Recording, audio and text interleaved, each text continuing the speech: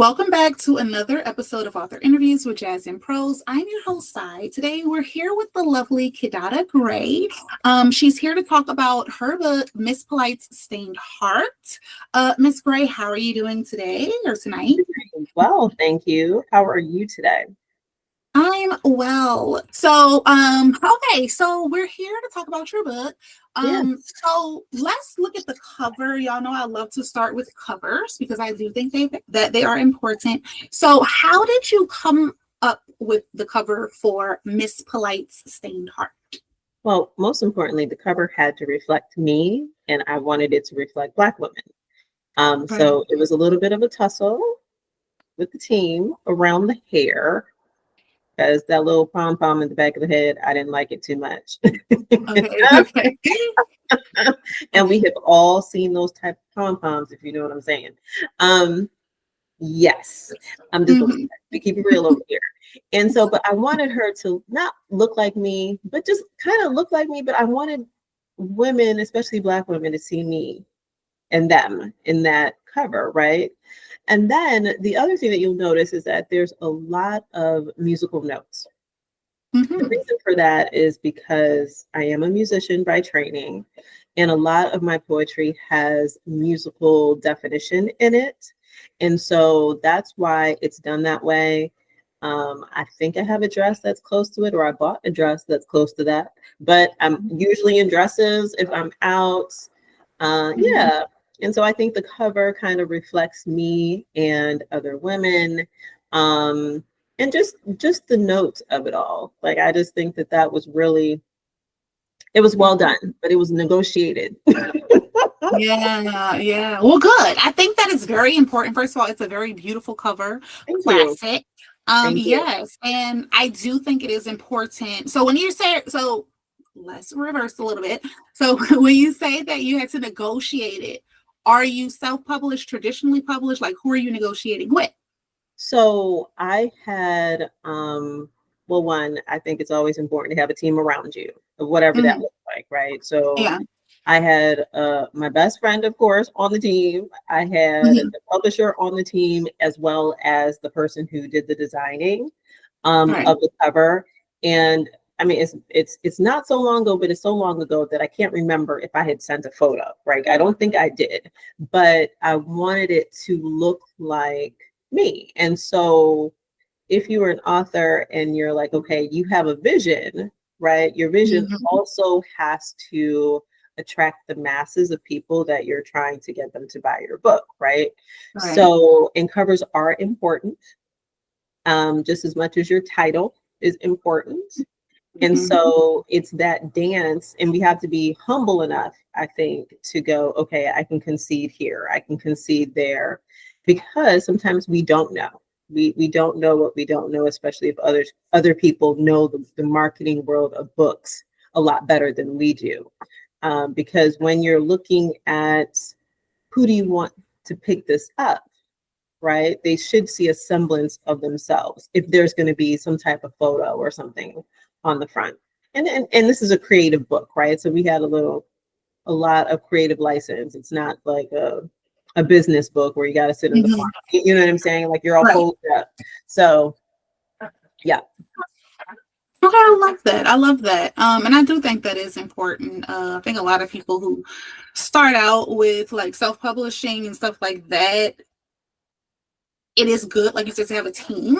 When I first started out, oh my God, in 2012, I was a stay-at-home mom, so I had a lot of time on my hands, but I was doing literally everything by myself. But now it's 2025, and I have learned to delegate and outsource, and it helps tremendously, especially with the creative process, because I get to focus more so on, the art of writing. Sort of other stuff. Now we can come back to your journal, because you also do have a journal. Okay. Dear ladies, it's a 30-day journal. 30-day journal. Okay, nice. Is it supposed to be paired with the book though? No, it's totally separate. Two separate books and it's interesting because I just have not even really had time to focus on the journal, which is really interesting. It's like halfway done, and we can talk about what I mean by halfway done. But it is something that, and I've got a catalog of books now, and this is not on my catalog of books at the moment. Oh wow, wow. Well, that's a blessing to be in an abundance of options. Okay. Yeah. And that is, I think for me, I'll have to talk about that in a group or something. When you have more than one book out, I find it to be kind of hard to decide, like, you know, what do I want to focus on now when I do events and stuff like that? Because my books are like totally different genres. Yeah. So I'm just gonna have like a bunch of different stuff on my table, but it's fun. Okay, so before we get into what your book is about, tell us a little bit about yourself and how you came to become a writer. Okay, I think I'm like a lot of people who've been writing for years. I wanted to, my dream job was I was going to be a magazine writer, editor at some point in time. Until back in 1997, I did get an offer. And I was one of the student editors of the Black school newspaper, you know, and in college and stuff like that. Did all the things, right? Took my creative writing classes, and then got this job offer to work in New York City. And it was I was like 22,000 or 24,000. And that killed my dream right then and there. Yeah. Like, can't nobody live like this? And I couldn't even imagine, I didn't even have a roommate in college, right? So I was like, I don't understand how in Manhattan. Well before Sex in the City, right? And so I actually gave it up. I actually gave up writing. And it wasn't until probably 10 years out of school that I just started writing again, just in a journal. But I was writing to release all of my feelings, right? All of the feelings that I was having, dealing with the situations in my life. A frustrating relationship, a frustrating marriage, a frustrating whatever, a frustrating day, right? Whatever that was. And that started a culmination of just notebooks after notebooks of writing. Okay. So fast forward to 2024, as I'm making my list of things that I want to do, as I'm goal oriented, like you said that you are as well. And my business coach and I were like, okay, well, what, because I was working on my fears. I was working on my fears and had been working on it for a couple years and delaying, as we do with our fears, and realized that one of the things that I had been holding on to was my fear of publishing. If I wanted to publish a book, right? Because I was very fearful of the fact, like, oh my gosh, somebody might read something and think I'm talking about that. And some of it was probably well deserved. And so just in case. But that was something that was holding me back. And for the love of the thing that I wanted to do. And so I think it was probably like September 2024. It was kind of like, okay, let's publish. And I went on this journey of going through every notebook that I had and pulling stuff together and working on some new pieces. So just imagine I had about 16 years worth of work. And that meant a lot of these poems were already edited. They had been, I mean, I had books that were like version 4 of this, right? Changing poems and doing all that kind of stuff. And so started the process in October and really just thought, let me just get this done. Let me just do this because I'll give myself a copy, put it on Amazon. There's 44 million books on Amazon, didn't make anything of it. Knew that I wanted it published on Valentine's Day. For love of myself and love of others, right? Because I think this is a love, not in a traditional kind of love way, but I knew that's when I wanted it published and got it done. And literally my path took off. It was something totally different. So you did ask me if I'm traditionally published. I'm a small publisher, small publishing house. However, this book, went to the London Book Fair only 4 weeks later, right? And I was in London. I think it was maybe 3 weeks later, something like that. I can't do the math. But it is like what I had wanted all my life had started to come true. And so that is what really took me into that space of, oh, now I can do this. Now I'm feeling comfortable. And like I said, I was dealing with my fears and realized I had to let the book go, right? I had to let it go because the book has everything in it from me growing up into my womanhood. It really tells a story that I think anyone can see themselves in, all the way through to political words, political things that we have seen and endured, and what do we look at, what does it look like to us, all the way to talking about things about grief and PTSD and domestic violence. And that's not to say that this is an autobiographical novel. It's not. It's pieces of it are, but it's also things that I've witnessed. Like I have a poem in here about women and what does it look like for women who've engaged in an intimate relationship with a man and woken up, and when he's like kind of tossed her aside, like here's an Uber, whatever, get out, and not that, and I have to keep saying that didn't happen to me, y'all, but I've heard the stories because I work as a life coach, right? So I hear the stories and I hear the things. So it's just kind of like putting words on paper for people who don't have the voice to say what they want to say, and it's being able to say, I got you. Like it's in the book. Like it's right there for you. Yeah. Okay. Do those okay, so like how do you come up with the topics? Now I know, like you said, this is compiled of like notebooks that you've had before.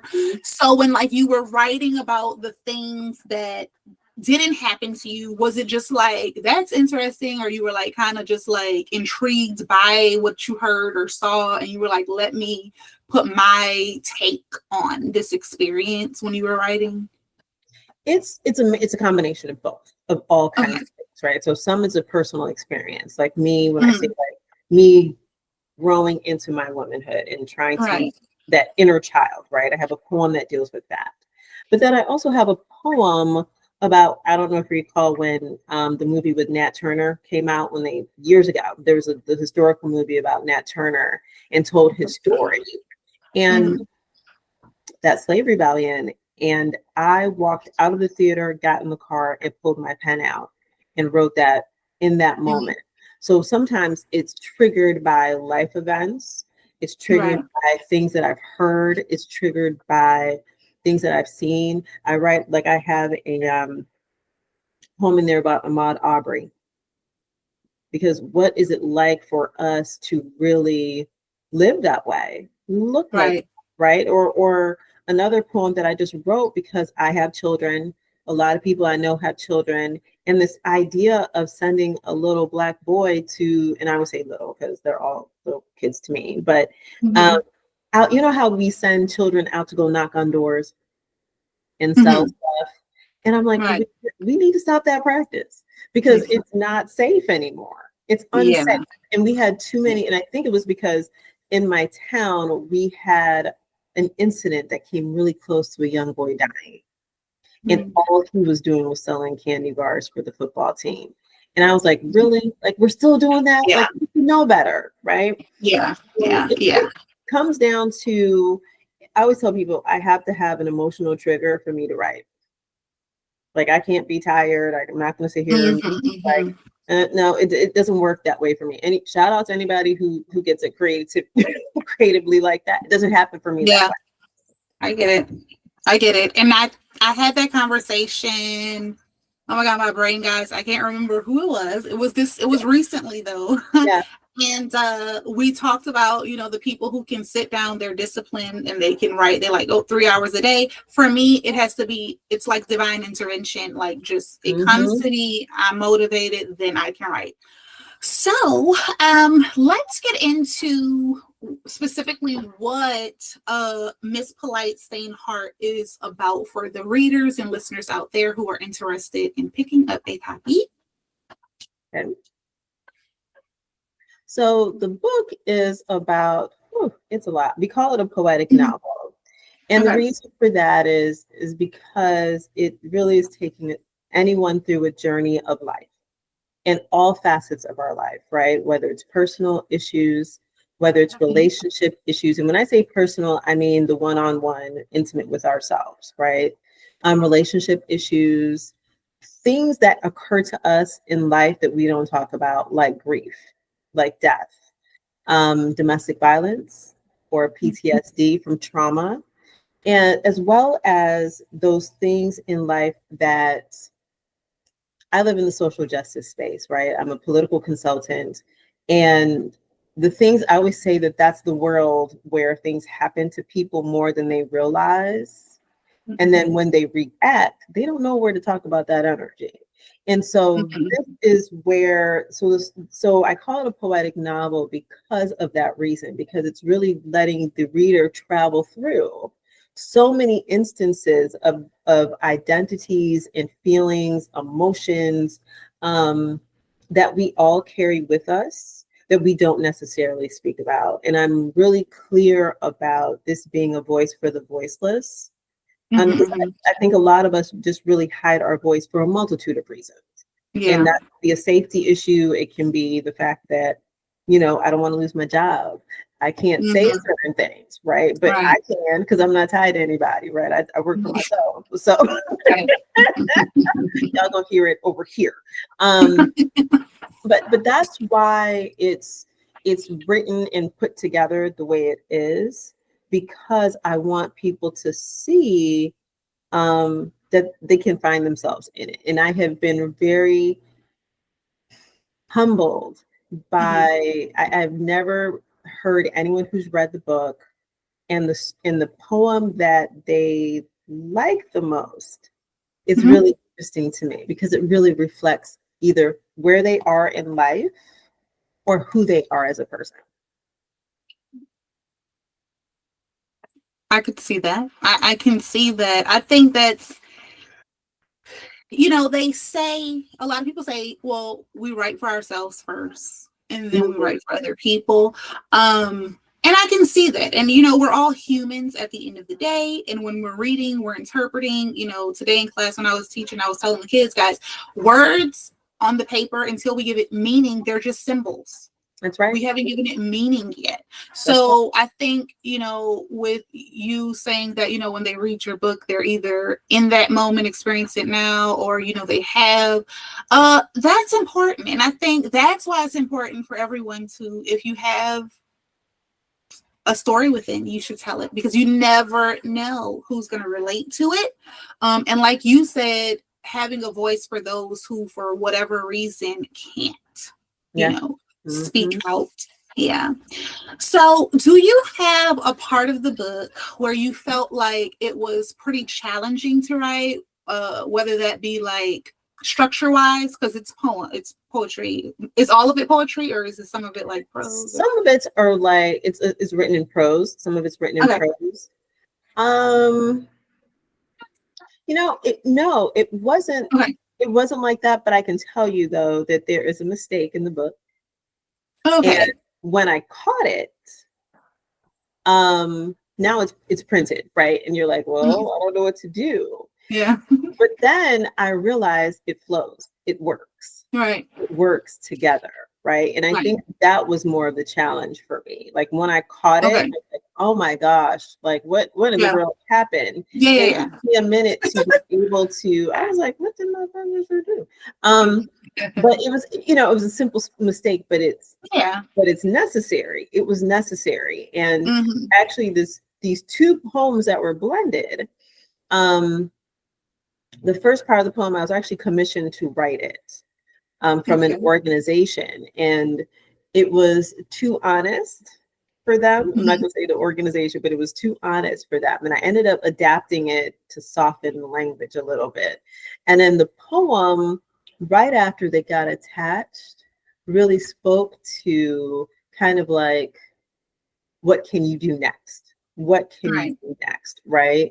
And so it is very, you know, and let's just say, this is a niche market. Poetry is a very niche market, right? And so the blending of the poetic kind of, if you are a traditionalist, like, okay, it's got to be a certain number of lines and whatever, and then hitting it with prose where I'm speaking to you directly, or I'm speaking to women directly, really breaks it up, but gives it a different kind of, it has a different beat to it. It has a different Yeah, a rhythm to it that's not traditionally what I have seen in the poems, even in the poems that I love.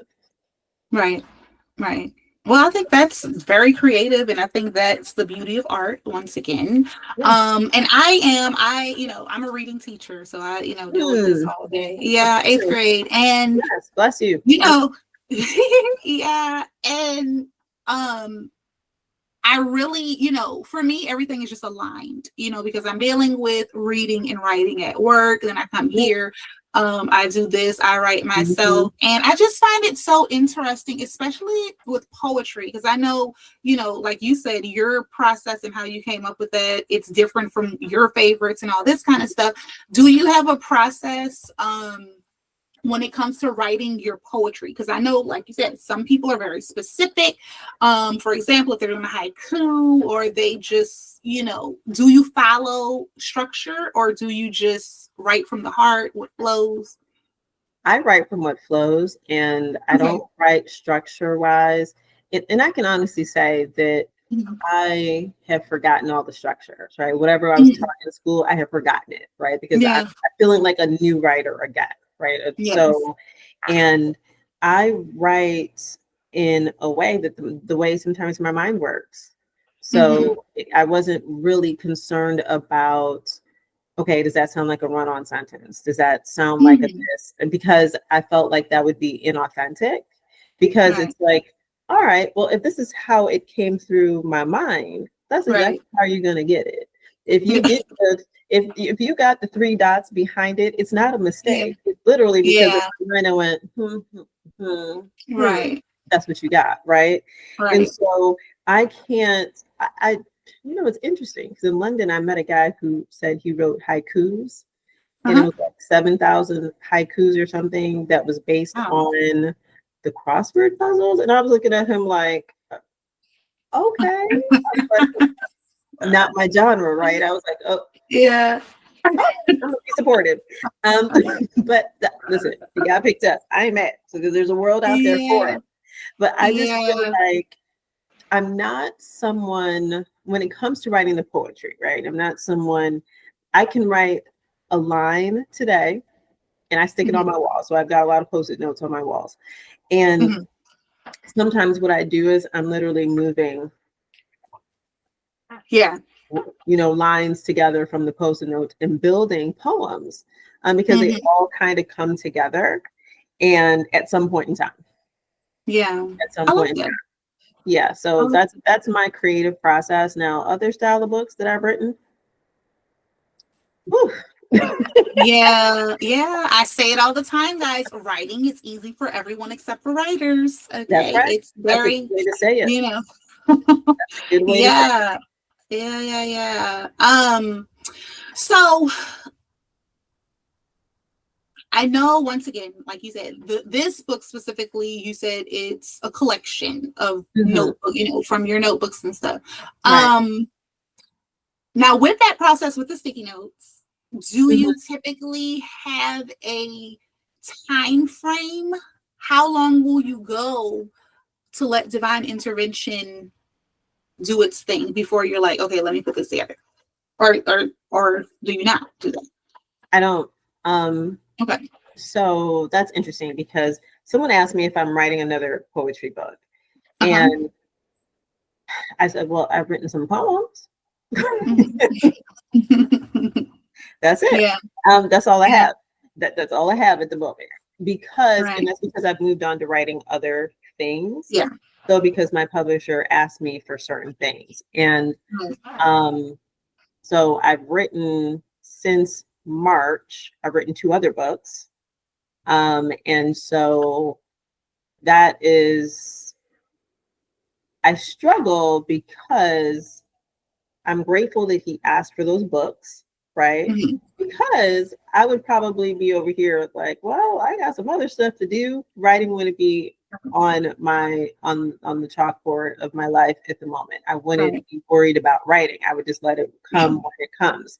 And it's a very interesting process to write under deadline, which I don't mind, which I kind of like. I can tell you, editing is no fun under deadline. If you had seen me earlier, I said earlier, I said, today I really feel like an author.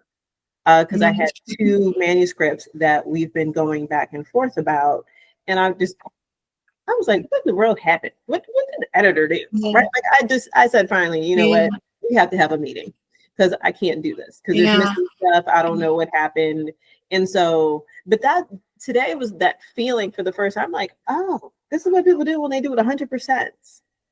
And they do it chapter by chapter, or they do it word by word, and everyone edits differently. Everyone doesn't listen. Everyone doesn't have a team. It is a blessing to have a publishing house, a team that you can work with. Because what I have to tell authors is that, yes, there's different ways to be a writer. There's different ways to be published in this space. And if you want to be published in a certain way, it costs money. There's no doubt about it. This is not, it's not a cheap venture. I don't care what they say about $199 to be put on Amazon, but I can tell you what's missing in your $199.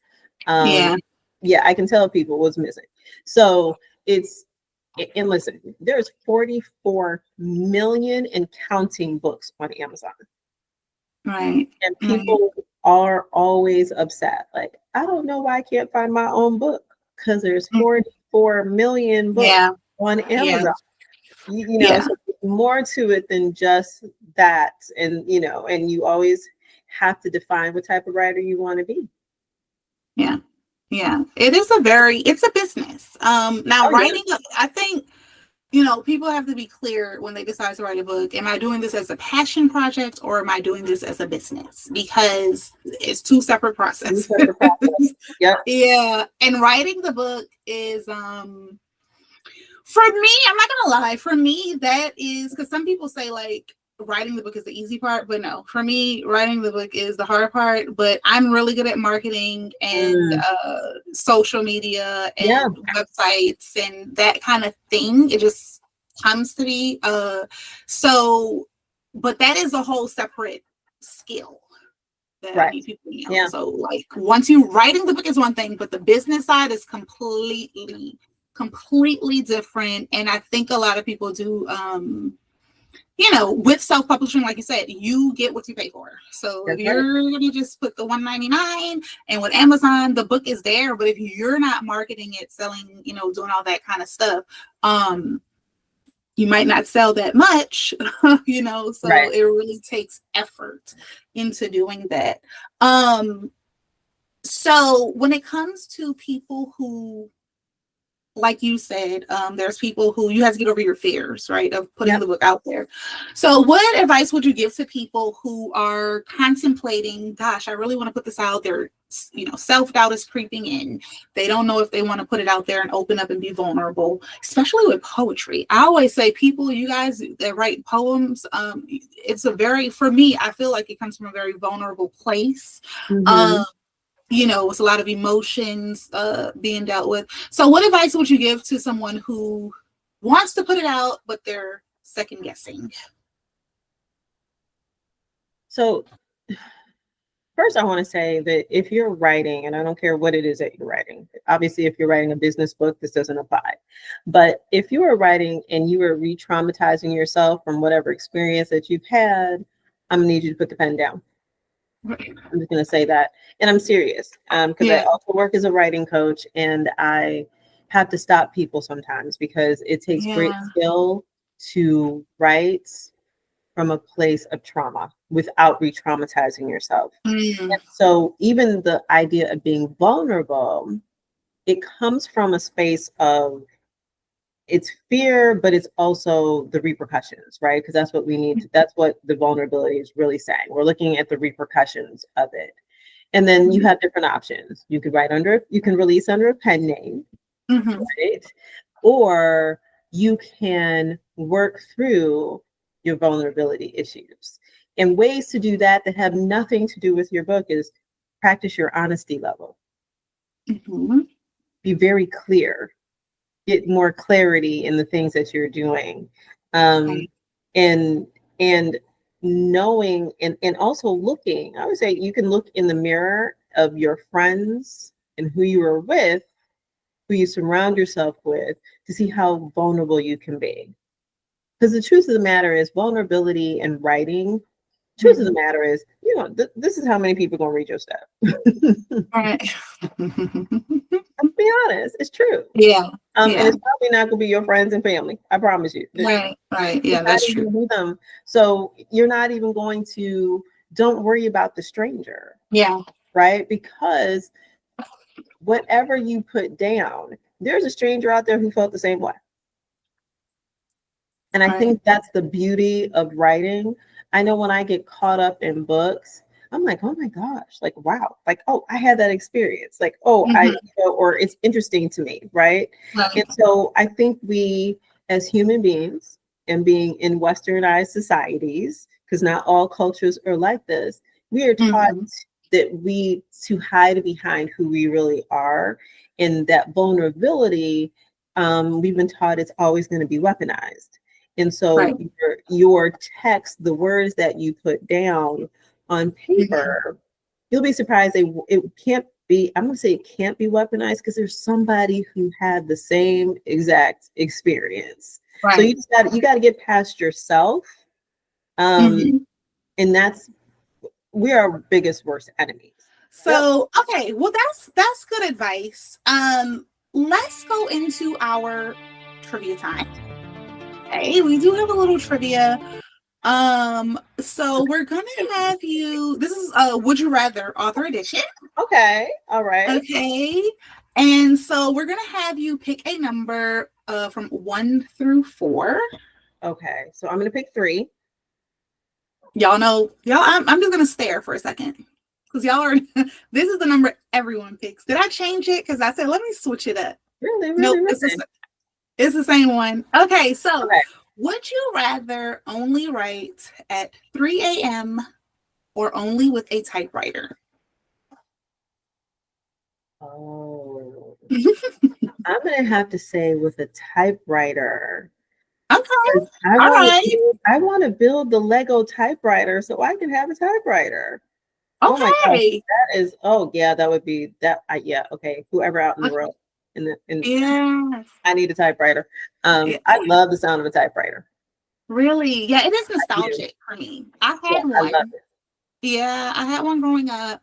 I don't know where my dad got that thing from, honestly, but yeah, sliding the thing over, putting the paper in, rolling it. But when I saw Lego had one, I was like, okay, first of all, I need some time. Did they? Yes, they do. So you can build it. I'm like, I gotta build this. Oh yeah. Oh wow. And it's functional. I need one. Really? Oh wow, that is so interesting. Oh my gosh. I need the clicking sound. I need the clicking. Yeah. I need something to do with my whiteout. Right. Wow, that is crazy. I'm gonna have to look into that. So, well, what is next for you? What's on your plate? What are you doing now that? Yeah. So hopefully some rest. But I that's important. That is important. So yeah. For me is that, so I mentioned earlier that I've written 2 new books. So I just finished 2 new books in 3 months. Wow. 2.5 months. And so one's a children's book called Harley's Adventures. And I'm not going to take all the credit to say like I was in here pounding out a children's book over time. Yeah. No, I actually wrote this book years ago for my daughter who had a guinea pig named Harley. And after Harley died, I wrote this book for my daughter. She didn't know that I wrote her. She's now 26. This is when she was in high school. And I wrote this book because Harley had the best life ever. I had never had a guinea pig in my life, but this guinea pig went to college. This guinea pig was going on vacations. Guinea pig was down in the Gulf Coast. So I'm writing this book. So Harley's Adventures is going to be published in the next week or so, 2 days. I don't know. Nice. But that's done there. Then I wrote a success book. And so, interestingly enough, when I said my publisher gave me a challenge, he was like, I want you to write a book about success. And I was like, oh, You think I'm successful? That's interesting. And so that book is finished. That's my first business style book. It's a memoir, Mhm. part coaching book, and part workbook. So it reflects all kinds of seasons of me, but Mhm. giving especially women an opportunity to see an opportunity to redefine success. And that doesn't mean that men can't read it Right. either, right? Because I Mhm. do hope men do read it, because if you're looking to Mhm. redefine success, especially as a Black person, I think it will give you a different ideal. And so that was my very first chapter book. I think it's 11 chapters, 26,000 words. That almost took my life editing that, because I had a week to edit it. Right. And so those books, and that's why I tell you I have this catalog of Yeah. books right now, Yeah. are on its way to Frankfurt Book Fair, Okay. which is the largest book fair in the world at the moment. And Wow. then after that, it's going off to the all those 3 books will go off to Sharjah as well. Okay. That's right outside of Dubai.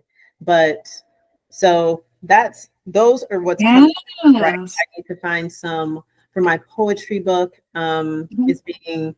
It's being translated into 5 languages. So that's being That's worked right. right now. And so, yeah, I need a break. But I Yeah. don't have a break because I have to write an ebook, because I was asked to write an ebook about dating in the manosphere.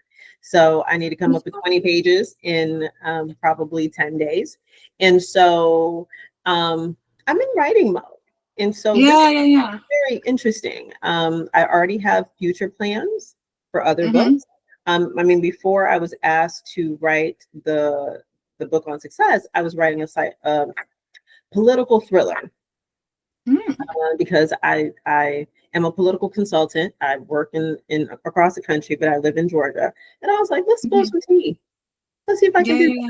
that. Let's figure Yeah. out how to do that, right? Because I'm testing myself in Yeah. writing in different genres, and what do I Mhm. feel good at, and whatever. And so I'm going to pick that up at some point in time. And then I'm also going to write a book with a therapist friend of mine. So we'll publish that sometime April of next year. And I'm also planning an author's event in May, Okay. Atlanta, because I think that there's just this world of publishing, this world of being an author, it's gate kept. And so it can be very much so. I've never understood why we have to keep secrets. We're not taking away anything from anyone if we tell someone something. Like Mhm. in my policy is, if I know, I'm going to tell you, and if I can take you with me, I'm taking you with me. And so Right. I'm planning that in May. And thank God I've got a publishing house behind me, and I've got a sign with my literary agent, because I got one. Um, Nice. Wow. You know a lot of good and things. it's been an interesting time since February, because I was Yeah. not, when I tell you I was not expecting this, Yeah. I was literally like, listen, my mom was about to get a book, I'm gonna get a book. Yeah. When these Yeah. Yeah. children feel Yeah. like they're old enough, they can go, oh, let me go click this and Yeah. get this on Yeah. It can be Amazon. addictive. If you like it, it can be addictive for me anyway. Like Yeah, I publishing, didn't. especially, Yeah, yeah, and I do in this. 2025. Yeah, and I do this 100% or 95%. Yeah, maybe 90% Mhm. of the time. Now, I mean, like, I am literally, I can say I'm an author and I'm a writer, and this is what I Right. do, and everything else is kind of secondary. Hmm. And let me just tell y'all need to work if y'all gonna be writing, unless Yeah. you have a wealthy person. Right. Right. Right. Right. Right. It takes, what you put into it. You have to invest in yourself. It takes money to make money, kind of thing. Yep. Really quickly. So first of all, congratulations on all your Thank success. you. That is Thank you. amazing. Thank you. Thank you. We're definitely gonna have to get the information, but really quickly. So you talked about an author event. What does that look like exactly? Like when you say author's event, is it for upcoming, already out? Like I what is think that? it's going to be, you know, honestly, I thought of the reason what kicked this off, right, was because I Mm-hmm. met a brother literally selling a comic book. in Atlanta, and sat and talked to him for a minute, like literally outside of a restaurant. One of the best comic books I've ever seen, and it had stickers. So he blessed my whole life because I love a sticker. I love a good sticker. And he was just talking to me about gatekeeping, and he was just like, I don't understand how. And he was frustrated about how to do this on Amazon, and he was frustrated about how to do this. And I had started meeting a lot of people in that space, right? Because they don't know. And I was like, you know what? It doesn't matter because we can all learn. I have met some people, like I met a sister girl. We actually had some people in common that she did a class, and I was blessed to sit in that class where she was talking about subsidiary rights. Now, here's the interesting thing. I have distribution deals. I'm getting my books translated and did not know the word subsidiary rights. You know, like, so when she was sitting there, I was like, oh, that's what, right. And she was like, everything you do is a different field of stream of income.